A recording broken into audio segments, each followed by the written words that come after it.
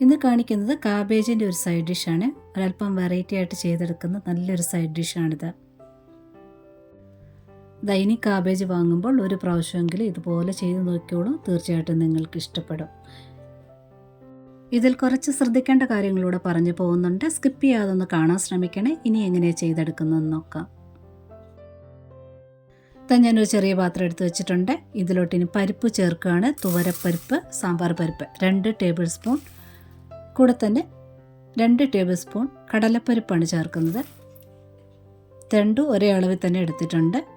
നല്ലവണ്ണം ഒന്ന് കഴുകി എടുത്തുകൊണ്ട് വരാം. ഇനി ഇതിൽ കുറച്ച് വെള്ളം ഒഴിച്ച് വെക്കണം. കുതിരാൻ വേണ്ടി വെക്കുക. ഒരു അരമണിക്കൂർ മതിയാകും.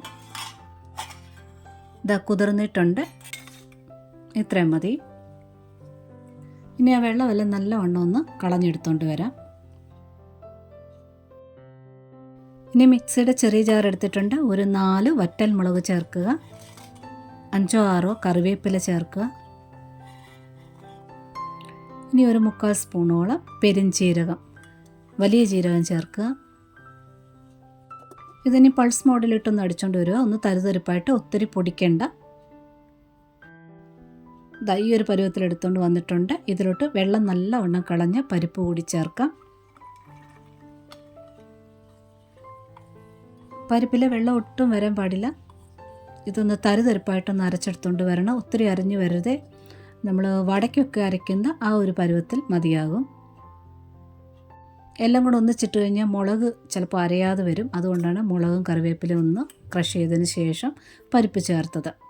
ഇതിപ്പോൾ കറക്റ്റ് പരുവായിട്ടുണ്ട്. ഇതിനെ അങ്ങോട്ട് മാറ്റി വയ്ക്കാം.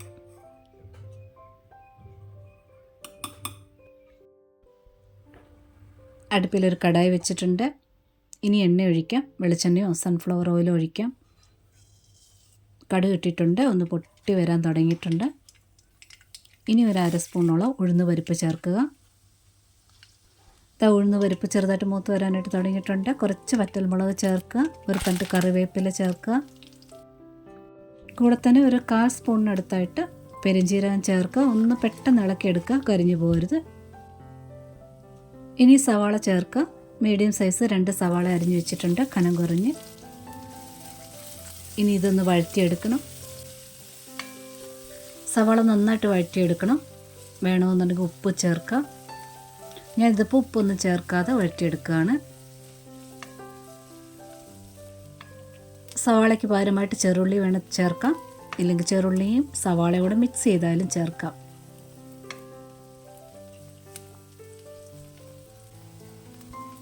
സവാളയൊക്കെ നന്നായിട്ട് ചുരുങ്ങി വന്നിട്ടുണ്ട്. നന്നായിട്ട് വഴന്നു വന്നിട്ടുണ്ട്. ഇത്രയും മതി. ഇനി ചേർക്കേണ്ടത് ചെറിയ 2 തക്കാളിയാണ്. അതുകൂടി ചേർക്കാം. നല്ല ചുവപ്പ് കളറിലെ തക്കാളി, പഴുത്ത തക്കാളി വേണമെന്നൊന്നുമില്ല. തക്കാളി ഒരുപാട് വഴന്ന് വരികയും വേണ്ട. ഞാൻ കുറച്ച് ഉപ്പൂടെ ചേർക്കുകയാണ്, പെട്ടെന്ന് വഴന്ന് കിട്ടാനായിട്ട്.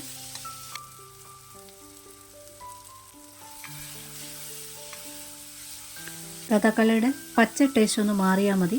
പറഞ്ഞുവല്ല, കുഴയുണ്ട. ഇതായിട്ടുണ്ട്. ഇത്രയും മതി. ഇനി ചേർക്കേണ്ടത് കാബേജാണ്. ഞാനിവിടെ എടുത്തിരിക്കുന്ന കാബേജ് 450 ഗ്രാമാണ്. 1/2 കിലോ ഇല്ല. അതുകൂടി ചേർക്കാം. കൂടെ തന്നെ കുറച്ച് മഞ്ഞൾപ്പൊടി ചേർക്കുക. ഇനി നല്ലവണ്ണം ഒന്ന് മിക്സ് ചെയ്തെടുക്കുക.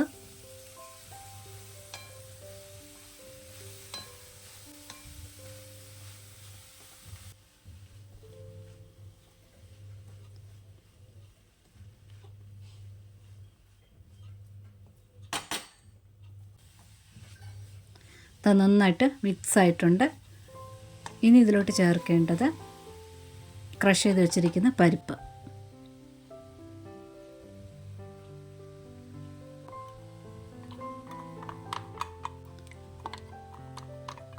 വീണ്ടും നന്നായിട്ട് മിക്സ് ചെയ്യുക.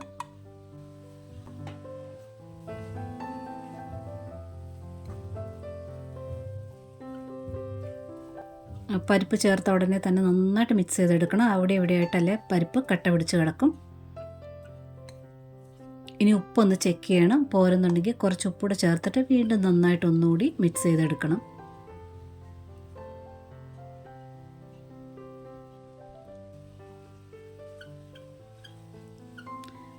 ഒരൽപ്പം കായപ്പൊടിയൂടെ ചേർക്കുക. 2-3 നുള്ള കായപ്പൊടിയൂടെ ചേർക്കുക. ഇനി ഇതെല്ലാം നല്ലവണ്ണം ഒന്ന് തട്ടിപ്പൊത്തി വെച്ചിട്ട് മൂടി വേവിക്കണം. തീ കൂട്ടി വെക്കരുത്, അടിക്ക് പിടിക്കും. പരിപ്പൊക്കെ ചേർന്നിട്ടുള്ളത് കാരണം തീ കുറച്ച് തന്നെ വെക്കുക. പിന്നെ മൂടി വയ്ക്കുമ്പോൾ ഒത്തിരി നേരം അങ്ങനെ മൂടി വെച്ചുകൊണ്ട് വേവിക്കരുത്. നന്നായിട്ടൊന്ന് ചൂട് കയറിയാൽ മതി. ഒരു 2 മിനിറ്റ് കൊണ്ട് നന്നായിട്ട് ചൂട് കയറും. ബാക്കി സമയം വേവിക്കേണ്ടത് ചെറു തീയിലിട്ടിട്ട് ഇതുപോലെ ഇളക്കി നിരത്തി ഇട്ട് കൊടുക്കുക.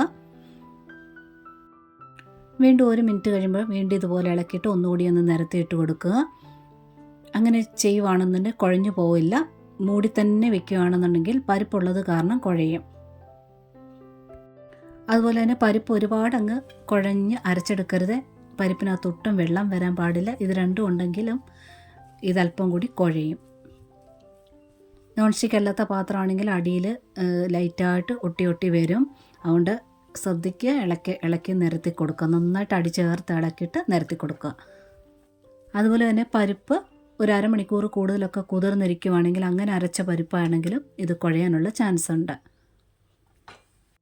പരിപ്പൊക്കെ ക്രഷ് ചെയ്തത് കാരണം പെട്ടെന്ന് വെന്ത് കിട്ടും. കാബേജിനോടൊപ്പം തന്നെ ആ സമയം എടുക്കത്തുള്ളൂ പരിപ്പ് വേകാനായിട്ടും. ഇതിൽ കുറച്ച് ശ്രദ്ധിക്കേണ്ട കാര്യങ്ങളൊക്കെ ഞാൻ എടുത്ത് പറഞ്ഞിട്ടുണ്ട്. അത് മനസ്സിലാക്കി ഇതുപോലെ ഒന്ന് ചെയ്ത് നോക്കിക്കോളൂ. ഒരു പ്രത്യേക മണത്തോടും രുചിയോടും കൂടി നല്ലൊരു സൈഡ് ഡിഷാണ്. പിന്നെ ഈ വീഡിയോ ഇഷ്ടപ്പെട്ടിട്ടുണ്ടെങ്കിൽ ഒന്ന് ലൈക്ക് തന്ന് സപ്പോർട്ട് ചെയ്തേക്കണേ. കമൻറ്റ് തരാനും ഹൈപ്പ് തന്ന് സപ്പോർട്ട് ചെയ്യാനും മറക്കല്ലേ. സബ്സ്ക്രൈബ് ചെയ്യാതെ കാണുന്നവരുണ്ടെങ്കിൽ ഒന്ന് സബ്സ്ക്രൈബ് കൂടെ ചെയ്തേക്കണേ. നോട്ടിഫിക്കേഷൻ ബെൽ ബട്ടണിൽ ഓൾ ഓപ്ഷൻ ഒന്ന് ടിക്കാക്കി ഇടാനും മറക്കരുത്. ഒരുപാട് സ്നേഹത്തോടെ താങ്ക്സ് ഫോർ വാച്ചിങ്.